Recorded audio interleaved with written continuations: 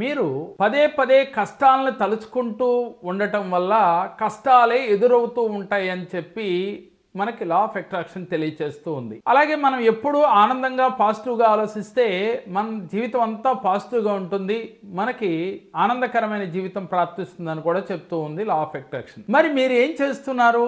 భగవంతుడి దగ్గరికి వెళ్ళి కూడా నాకు ఆర్థిక కష్టాలు తీరలేదు, తీరాలి అని అడుగుతూ ఉన్నారు. అదేవిధంగా మీకు ఏ చిన్న కష్టం వచ్చినా మీ ఇంట్లో వారికి అలాగే మీ బంధువులకి మనం సహజంగా చెప్తూ ఉంటాం. అలా చెప్పటం వల్ల మీకు కష్టాలే ఎదురవుతాయి, కానీ ఆ కష్టాలు తీరవు కాక తీరవు. ఇది ప్రతి ఒక్కరూ కూడా గుర్తుపెట్టుకోవాల్సిన విషయం.